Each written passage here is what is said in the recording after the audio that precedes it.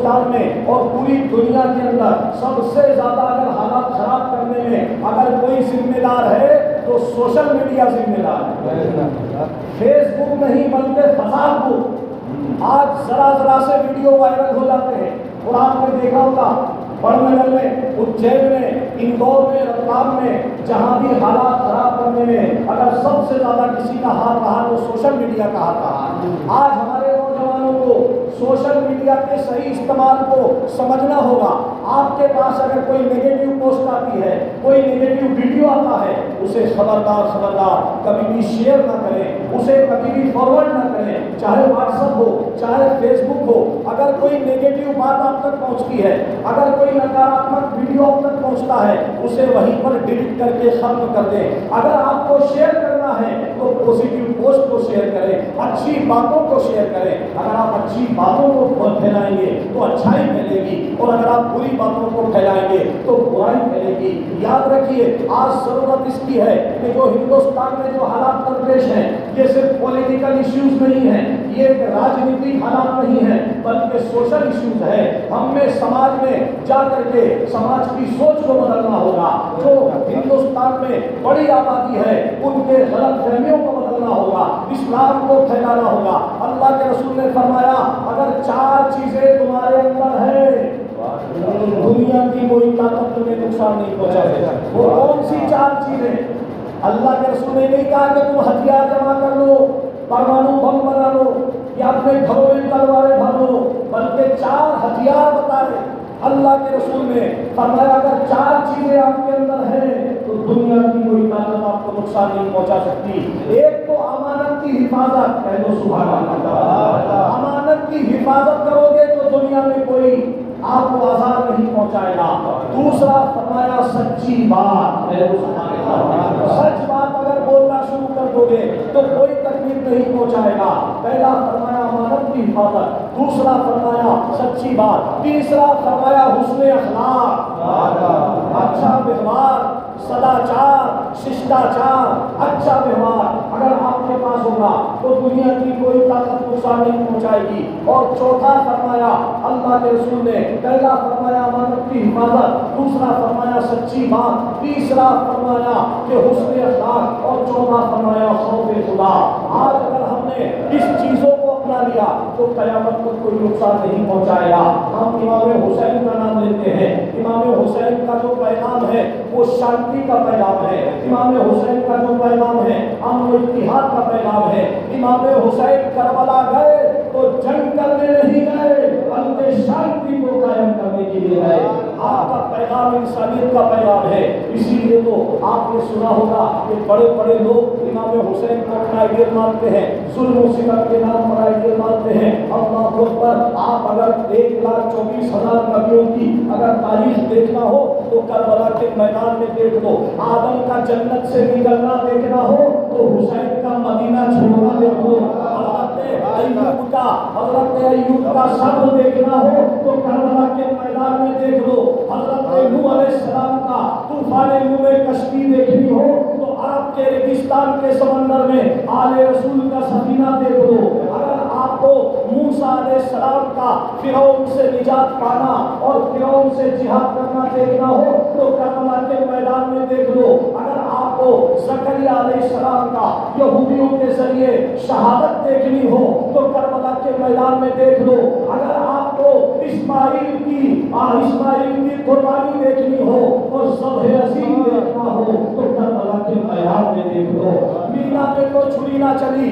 10 ذی الحجہ کو اگر ابراہیم خلیل اللہ کے بیٹے نے قربانی پیش کی تو 10 محرم کو محمد رسول اللہ کے بیٹے نے قربانی پیش کی. اب یہ مجھے بات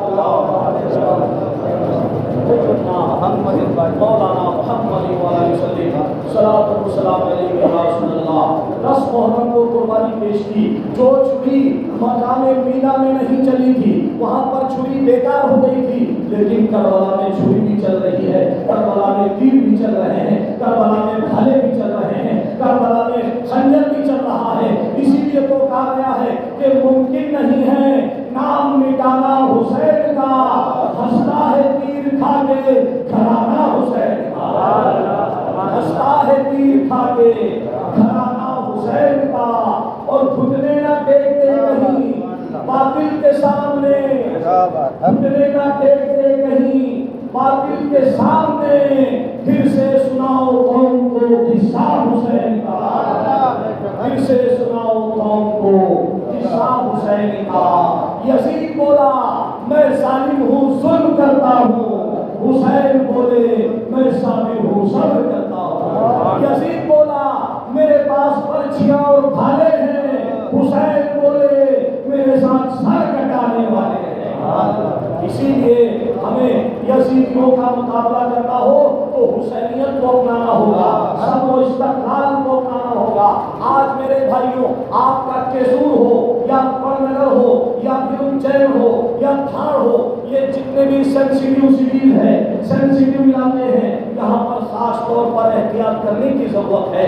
ظلم کا بدلہ ظلم ہمارا اسلام نہیں کہتا، انصاف کے بدلے میں ہم نے ظلم کے بدلے میں ظلم کرنا یہ اسلام نہیں ہے، بلکہ ظلم کے بدلے انصاف کرنا، ظلم کرنے والوں کو معاف کر دینا، یہ نبی کی سنت ہے۔ آپ دیکھیے کفر جب سत्ता میں آتا ہے تو ظلم کرتا ہے، اور فتح مکہ کے بعد جب اسلام سत्ता میں آتا ہے تو دشمنوں کو معاف کرتا ہے، دشمنوں کو معاف کر دیا کرتا ہے۔ یہ اسلام کا کردار ہے، یہ اللہ کے نبی کا کردار ہے۔ ہم اسی حسن اخلاق کو اپنائیں۔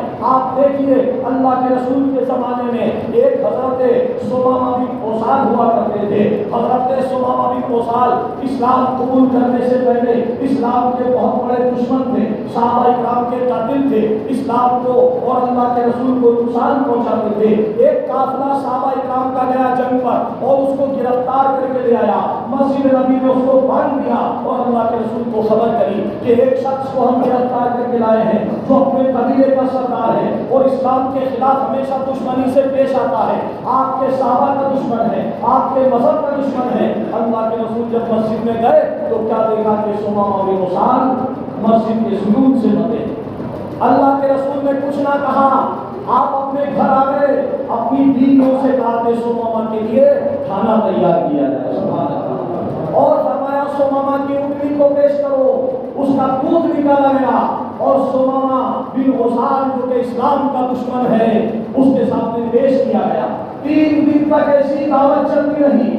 وہ شخص جو اسلام کا دشمن تھا، صحابہ کا قاتل تھا، جو اسلام کے پیغمبر اسلام کا دشمن تھا، لیکن جب نبی کے گھٹنوں میں آیا، نبی کے قدموں میں آیا، نبی کی بارگاہ میں آیا تو 3 دن تک اس کو کھانا کھلایا گیا، اس کو پانی پلایا گیا۔ آپ نے 3 دن کے بعد ثمامہ کے بند کھول دیے اور کہا جاؤ ثمامہ تم آزاد ہو۔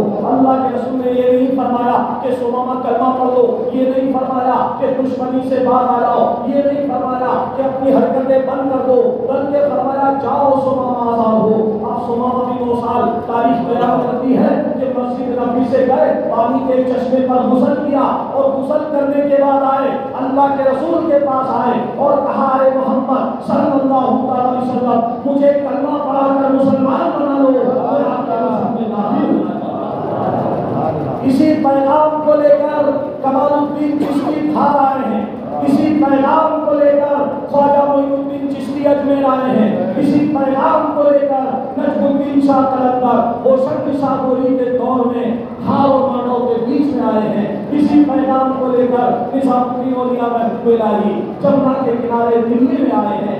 آج ضرورت اس کی ہے کہ ہم اس پیغام کو اپنائیں، ہم اس میں اخلاق کو اپنائیں، ہم امانت داری کو اپنائیں۔ یاد رکھیے جھوٹ بولنا ظلم ہے، امانت میں خیانت کرنا ظلم ہے، ماں باپ کو گالی دینا ظلم ہے، اور اسی کے ساتھ ستانا ظلم ہے۔ یہ تمام چیزیں جو ظلم والی ہیں یہ یزید کی چیزیں، یہ یزیدیت ہے۔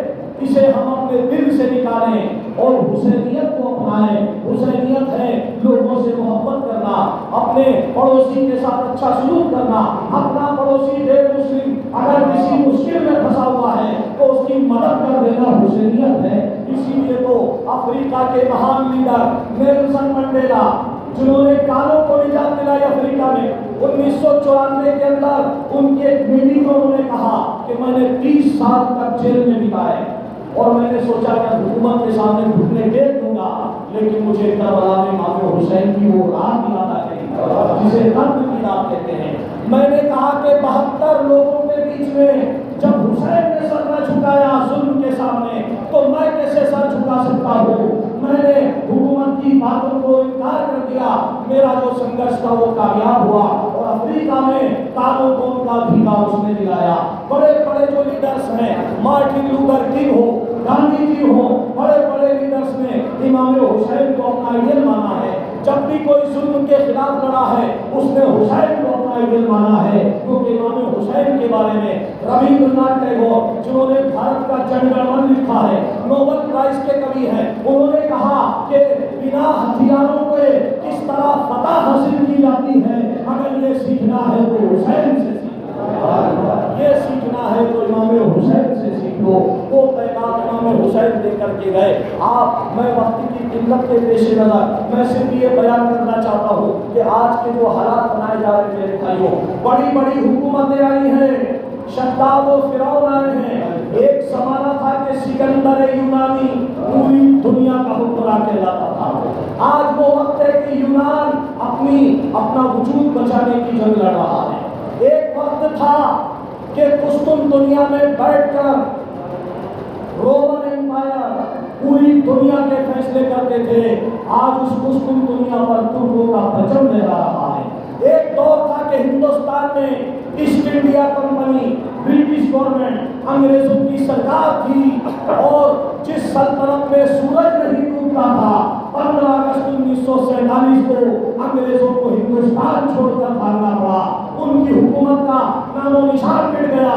جس چنگیز خان اور ہلاکو خان نے کروڑوں لوگوں کو قتل کیا، آج ان کی قبروں کا پتہ نہیں ہے۔ تو آج کے جو یزید ہیں، آج کے جو فرعون ہیں، کل ان کا پتہ نہیں رہے گا۔ تاریخ وقت پلٹ دے گی اور نیا چیپٹر شروع ہو جائے گا۔ اس لیے گھبرانے کی ضرورت نہیں ہے، اللہ تعالیٰ کے فیصلے کا انتظار کرو۔ بڑے بڑے شداد کی طاقت نہ رہی ہے نہ رہے گی، فرعونی حکومت نہ رہی ہے نہ رہے گی، اور ظالم کی جو حکومت ہے وہ ایک دن فنا ہو کے رہے گی اور اس دنیا سے مٹ کے رہے گی۔ ہمارا اور آپ کا یہ پیغام ہے، ہمارا اور آپ کا یہ عمل ہونا چاہیے، وہ عمل ہونا چاہیے کہ اسلام حکم دیتا ہے کہ اگر تمہارے ساتھ دشمن برا سلوک بھی کرے تو اس کے ساتھ بھلے سلوک سے پیش آؤ۔ یہ قرآن کہتا ہے، یہ نبیوں کا پیغام کہتا ہے۔ تمہارا دشمن چاہے تمہارے ساتھ برا کرے، لیکن تم اس کے بدلے میں اچھائی تم سے ملنی چاہیے، تم سے اس کو انصاف ملنا چاہیے۔ اگر کوئی تمہارے پاس گالی دے رہا ہے تو گالی کا جواب گالی نہیں ہے۔ آگ کو آگ سے نہیں بجھایا جاتا، آگ کو پانی سے بجھایا جاتا ہے۔ اس لیے آج ہندوستان میں ابھی الیکشن کا دور چل رہا ہے، ایک شارٹ کٹ طریقہ اپنا لیا گیا ہے کہ بس مسلم کمیونٹی کو نشانہ بناؤ اور الیکشن جیت جاؤ، کچھ بھی نہیں کرنا پڑے گا۔ پولرائزیشن کی لہر چلائی جا رہی ہے، ووٹوں کا دھرویکرن کیا جا رہا ہے۔ ایسے عالم میں ہمیں بہت سچیت رہنے کی ضرورت ہے۔ سوشل میڈیا پر بھی نظر رکھی جا رہی ہے، سائبر کے ذریعے نظر رکھی جا رہی ہے۔ آپ حضرات اس کا دھیان رکھیں، سوشل میڈیا پر کوئی ایسی پوسٹ نہ کرے جو کسی مذہب کے خلاف ہو، کسی دھرم کے خلاف ہو۔ اگر کہیں سے کوئی پوسٹ آپ کے پاس آتی بھی ہے تو اسے وہیں پر ڈیلیٹ کر دیا جائے، اسے شیئر نہ کیا جائے، نہ واٹس ایپ پر شیئر کیا جائے، نہ فیس بک پہ شیئر کیا جائے۔ سوشل میڈیا پر اگر آپ کو باتیں پھیلانی ہو تو اچھی باتوں کو پھیلایا جائے، جس طرح اچھی باتوں کو لے کر غریب نواز ہندوستان آئے ہیں، جن باتوں کو لے کر نظام الدین اولیاء محبوب الہی اس پیغام کو سنانے کے لیے یہاں پر آئے ہیں۔ اس لیے ضرورت اس کی ہے کہ ہم ان چیزوں کو سمجھیں، ہم آپس میں اتحاد پیدا کریں، آپس کی دشمنیوں کا خاتمہ کریں۔ پہلے ہم اپنی سوسائٹی کو اسلام کا نمونہ بنائیں۔ اسلام ایک آئیڈیولوجیکل پاور ہے میرے بھائیوں، پوری دنیا اسلام کے خلاف کیوں ہے؟ آپ گوگل اٹھائیے اور گوگل پر سرچ کریے the fastest growing religion of the world، دنیا کا سب سے تیزی سے بڑھتا ہوا مذہب کون سا ہے؟ تو گوگل بتائے گا اسلام is the fastest growing religion of the world۔ دنیا کا سب سے تیزی سے پھیلنے والا اگر کوئی مذہب ہے تو وہ اسلام ہے۔ اسی لیے دنیا اسلام کے خلاف ہے، اور اسلام کی یہ خصوصیت رہتی ہے کہ جب اس کو میدان کربلا میں گھیر کر ختم کرنے کی کوشش کی جاتی ہے، جب کبھی اسے آتش نمرود میں ڈالنے کی کوشش ہوتی ہے، تو سمجھ لو اسلام دوہری طاقت کے ساتھ ابھر کر سامنے آتا ہے۔ اور مسلمانوں کی بھی حالت اسی طرح ہے، جیسے آپ نے اسپرنگ دیکھی ہوگی، ایک اسپرنگ کو اگر ہم زور سے دباتے ہیں تو وہ اسپرنگ اتنی ہی طاقت سے باؤنس بیک کرتی ہے۔ مسلم کمیونٹی، مسلم امت کی مثال بھی ایسی ہے کہ اگر کوئی انہیں مٹانے کی کوشش کرتا ہے، اسلام کے خلاف حضرت عمر نے تلوار اٹھائی تھی، اور سب سے زیادہ طاقت اگر اسلام کو ملی تو عمر فاروق اعظم سے ملی ہے۔ اس لیے میرے بھائیوں، یہ لوگ جو آج اسلام کے خلاف نظر آ رہے ہیں، اگر آپ حسینیت کے کردار کو اپنا لو، اگر آپ اللہ کے نبی کے کردار کو اپنا لو، تو یہ جتنی اسلام کے خلاف جو طاقتیں ہیں، یہ سب کے سب مسلمان ہو جائیں گی، کلمہ پڑھ کر مسلمان ہو جائیں گی۔ ارے دور حیات آئے گا قاتل قضا کے بعد، دور حیات آئے گا قاتل قضا کے بعد، ہے ابتدا ہماری تیری انتہا کے بعد۔ وہ قتل حسین اصل میں مرگ یزید ہے، اسلام زندہ ہوتا ہے ہر کربلا کے بعد، اسلام زندہ ہوتا ہے ہر کربلا کے بعد۔ تو کربلا کا میدان سجایا جا رہا ہے تو آپ کو خوشی ہونا چاہیے۔ قرآن فرماتا ہے وَلَا نَبْلَغُ، سورہ بقرہ کے اندر قرآن فرماتا ہے، اور میں اپنی بات کو یہیں پر ختم کرنے کی کوشش کروں گا۔ قرآن فرماتا ہے ضرور تمہارا امتحان لیں گے، کبھی بھوک کے ذریعے آزمایا جائے گا، کبھی دشمن کے خوف کے ذریعے آزمایا جائے گا، کبھی تمہیں مہاماری کا عذاب بھیج کر آزمایا جائے گا۔ ان میں کامیاب کون ہیں؟ تو قرآن فرماتا وَبَشِّرِ الصَّابِرِينَ، اے محبوب بشارت دے دو جو صبر کرنے والے ہیں وہ کامیاب ہو جانے والے ہیں۔ اس لیے آپ آج مسلم سوسائٹی کو تعلیم کو حاصل کرنا ہے، آج مسلم سوسائٹی کو تجارت میں نام پیدا کرنا ہے۔ آج کی جو جنگ ہے وہ تعلیم کی جنگ ہے۔ ہم اپنی نئی جنریشن کو اچھی تعلیم دلوائیں، اچھے سے اچھے اسکول میں بھیجیں۔ آج مسلمانوں کو اگر ایک ہاتھ میں کمپیوٹر کی ضرورت ہے تو دوسرے ہاتھ میں قرآن کی ضرورت ہے، اور اسلام کے ذریعے اگر آپ تعلیم کو حاصل کرو گے، تجارت کو حاصل کرو گے، تو انشاءاللہ دنیا میں فتح کا مصدر بن جائے گی۔ میں دعا کرتا ہوں اللہ تعالیٰ سے کہ مسلم پوری سوسائٹی کو، پوری امت کو اللہ تعالیٰ اپنے سلیم عطا فرمائے۔ آپ کو راجنیتک پروپیگنڈے کا شکار نہیں ہونا ہے۔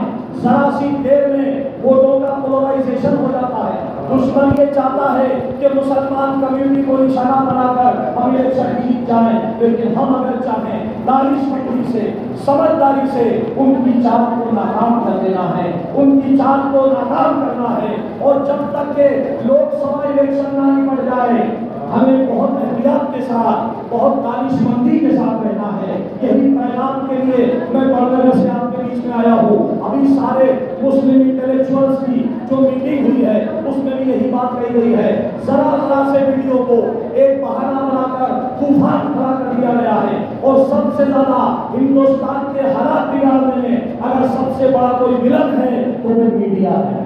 اس میڈیا سے ہوشیار رہنا ہے، اس میڈیا سے ساودھان رہنا ہے۔ اللہ تعالیٰ سے دعا ہے مولا کریم ہمیں اور آپ کو اور پورے ہندوستان کو کریم نواز کا صدقہ عطا فرمائے، اور ہمارے دیش میں سدبھاونا، شانتی کو اللہ تعالیٰ قائم فرمائے، امن و امان کو قائم فرمائے۔ ہمیں تعلیم کے میدان میں آگے آنے کی توفیق عطا فرمائے، تجارت کے میدان میں آگے آنے کی توفیق عطا فرمائے۔ ہمارے سماج میں ایکتا اور اکھنڈتا کو اللہ تعالیٰ قائم فرمائے۔ امام حسین کا صدقہ عطا فرمائے، اور سرکار امام حسین کے صدقے میں ہماری نمازوں کو اللہ